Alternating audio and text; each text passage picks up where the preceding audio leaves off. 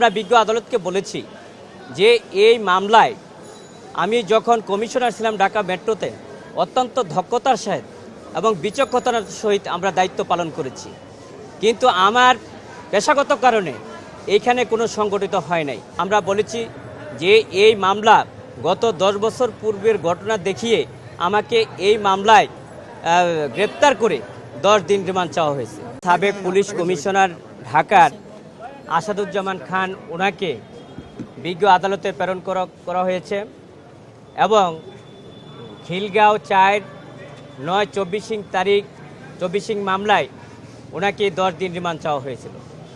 এই মামলাটির এজাহারে ঘটনা দেখানো হয়েছে 2015 সালে, অর্থাৎ 2015 সালের মামলা 2024 সালে হয়েছে। অর্থাৎ আমরা এমন বলতে পারি গোড়ার আগে গাড়ি গেছে। কিভাবে যে 2015 সালের ঘটনা সেইটা 2024 সালে মামলা করে সিআরপিসিতে স্পষ্ট বলা আছে যে নির্দিষ্ট টাইমে মামলা করতে হয়, যদি তার অতিক্রান্ত হয় এবং ব্যত্যয় হয় সেটা ব্যাখ্যা দিতে হয়। কিন্তু 10 সালে 302 এবং 24, 34, 143 এই ধরনের মামলা আমার মনে হয় আমার ওকালতি জীবনে এই প্রথম আমরা দেখেছি, আপনারা সাংবাদিক ভাইরা আছেন, আপনারা জাতির বিবেক, সেই ব্যাখ্যাগুলি মিডিয়ার মাধ্যমে আমরা বলতে চাই। আমরা বিজ্ঞ আদালতকে বলেছি যে এই মামলায় আমি যখন কমিশনার ছিলাম ঢাকা মেট্রোতে অত্যন্ত দক্ষতার সহিত এবং বিচক্ষণতার সহিত আমরা দায়িত্ব পালন করেছি, কিন্তু আমার পেশাগত কারণে এইখানে কোনো সংগঠিত হয় নাই। শুধু উদ্দেশ্যপ্রণোদিতভাবে এই মামলায় সম্পৃক্ত করা হয়েছে। আমরা বিজ্ঞ আদালতকে এও বলেছি যে আমার যে ক্লায়েন্ট অত্যন্ত মেধাবী, উনি 1988 সালে বিসিএসের মাধ্যমে এসপি হিসাবে নিয়োগ লাভ করেন। পরবর্তীতে বাংলাদেশের বিভিন্ন জেলায় এসপি হিসাবে দায়িত্ব পালন করেছেন, অত্যন্ত দক্ষতা এবং নিষ্ঠার সাথে দায়িত্ব পালন করেছেন। সর্বশেষ 2015 সালে উনি ঢাকা বিভাগের কমিশনার হিসেবে দায়িত্ব পালন করেছেন। আপনারা বলছেন যে ডিলে আসলে আপনার হচ্ছে কি এই মামলার মানে করা নিয়েই প্রশ্নবিদ্ধ হয়েছে। বাস্তবিক এই প্রশ্নবিদ্ধ হতে আপনারা উচ্চ আদালতে যাবেন কিনা, এই রিমান্ড দিলে এতে আপনারা অসন্তুষ্ট কিনা? আমরা বিজ্ঞ আদালতে বলেছি যে এই মামলার ঘটনা 2015 সালে, এই মামলায় কিভাবে চলতে পারে আমরা সে আইনগত ব্যাখ্যা প্রসিকিউশন সাবরা দিতে পারে না। আমরা বলেছি যে এই মামলা গত 10 বছর পূর্বের ঘটনা দেখিয়ে আমাকে এই মামলায় গ্রেপ্তার করে 10 দিন রিমান্ড চাওয়া হয়েছে, যা সম্পূর্ণ আইন পরিপন্থী, সংবিধান পরিপন্থী, মানবতা পরিপন্থী।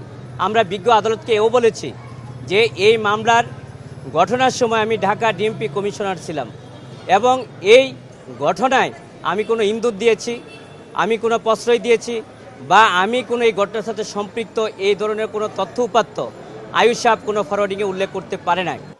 এবং সে বিরোধী রাজনৈতিক দলের নেতাকর্মীদেরকে হত্যা এবং গুম এবং তাদেরকে ভয় দেখিয়ে, হত্যার ক্রসফায়ারের ভয় দেখিয়ে তাদের সম্পদ অর্জন, প্লট অর্জন এবং সে হাজার কোটি টাকার সম্পদ অর্জন করেছে গুম, খুন এবং হত্যার মধ্যে দিয়ে এবং মানুষকে ভয় দেখিয়ে। তদন্তকারী মামলায় তাকে উপস্থাপিত করে তদন্ত কর্মকর্তা 10 দিনের রিমান্ড প্রার্থনা করেন এবং আসামি পক্ষেও রিমান্ড বাতিল চেয়ে জামিন প্রার্থনা করেন। উভয় পক্ষের শুনানি অন্তে অবস্থা এই হত্যা মামলাটা খুব মর্মান্তিক বিষয় বিজ্ঞ আদালতের সামনে আনার কারণে এবং এজাহার এবং পিটিশনের গুণাগুণ বিশ্লেষণ করে বিজ্ঞ আদালত এই আসামির বিরুদ্ধে 7 দিনের রিমান্ড মঞ্জুর করে।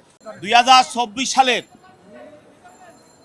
ছাত্রদল নেতা নুরুজ্জামান জনি হত্যার মামলায় যাকে খিলগাঁও বালুর মাঠে তাকে পুলিশ প্রকাশ্যে 16টি গুলি করে তাকে হত্যা করা হয়েছিল, ওই মামলায় এজাহার নামী আসামি ডিএমপির সাবেক কমিশনার আসাদুজ্জামান মিয়াকে এই হত্যা মামলায় যেহেতু সে এজাহার নামী আসামি, তাকে এই মামলায় তদন্তকারী কর্মকর্তা গ্রেপ্তার করে প্রাথমিক তদন্ত শেষে তাকে বিজ্ঞ আদালতে উপস্থাপিত করা হয় এবং তার বিরুদ্ধে 10 দিনের রিমান্ড প্রার্থনা করে এবং তদন্তকারী কর্মকর্তা এই মামলায় আসাদুজ্জামান মিয়ার সংশ্লিষ্টতা পায় এবং এই মামলার সঙ্গে তার ঘটনার সঙ্গে এই এনকাউন্টারের সঙ্গে এবং এই ক্রস ফায়ারের সঙ্গে তার জড়িত থাকার বিষয়টা নিশ্চিত হওয়ার কারণে আরও জিজ্ঞাসাবাদ করার জন্য এটার সঙ্গে কারা কারা জড়িত তা উদ্ঘাটন করার জন্য 10 দিনের রিমান্ড প্রার্থনা করে।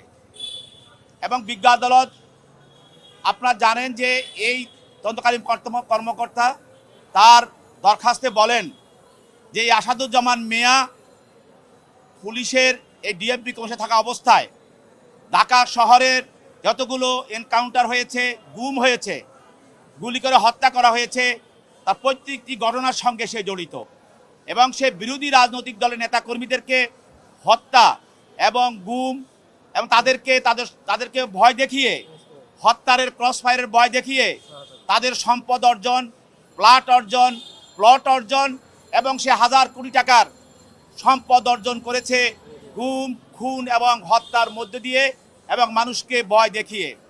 তদন্ত কর্মকর্তা আরও বলেন সে শুধু ঢাকা শহরে নয়, পুলিশের বদলি বাণিজ্য তার মাধ্যমে হয়েছে। এবং আপনারা জানেন আজকে একজন পুলিশ অফিসারের ছেলে আমাদের এই কোর্টে একজন অ্যাডভোকেট তিনি বক্তব্য রেখেছেন যে আমি আমার বাবা সহ তাকে 2 লক্ষ টাকা দিয়ে এসেছি এবং সে শেষ পর্যন্ত 2 লক্ষ টাকা সে বদলি করে নাই। সে দাবি করলে সে আমার আব্বাকে সে সাসপেন্ড করে। সে আজকে আদালতে কান্নার সঙ্গে এই বক্তব্য সে রাখে। তাহলে আসাদুজ্জামান এমন এক ব্যক্তি, তদন্ত কর্মকর্তা বলেন যে সে তার এই ক্ষমতা অপব্যবহার করে ভোট কারচুপি এবং নির্বাচনের সময় নির্বাচনকে ভোট কারচুপির মাধ্যমে সরকারের পক্ষে কাজ করেছে এবং রাজনৈতিক নেতা কর্মীদেরকে গুম করে হত্যা করেছে এবং রাজনৈতিক নেতা কর্মীদেরকে তাদের বাড়ি ছাড়া করেছে এবং সারা ঢাকা শহরকে সে একটি কারাগারে পরিণত করেছিল আসাদুজ্জামান মিয়া।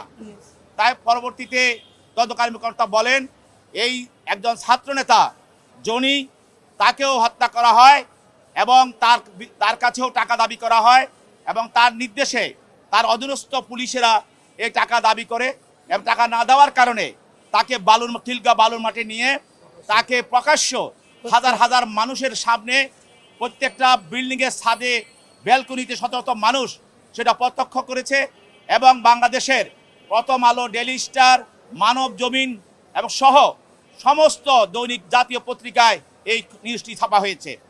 এই জনির ফাদার এই হত্যার বিরুদ্ধে সিএমএম আদালতে একটা সিআর মামলা করেছিল, তখন তার এই হত্যা মামলায় এই সিএম আদালত থেকে গ্রহণ করা হয় নাই। পরবর্তীতে এই আদেশের বিরুদ্ধে সে মহানগর দায়রা আদালতে একটা রিভিশন করেছিল এই হত্যা মামলাটা নেওয়ার জন্য। তখন এই স্বৈরাচারের হাসিনার দোসর আরেকজন ছিল স্বৈরাচার মহানগর দায়রা জজ আসাদুজ্জামান, তার নির্দেশেও এই রিভিশন মামলা নেওয়া হয় নাই। যাই হোক, আজকে এই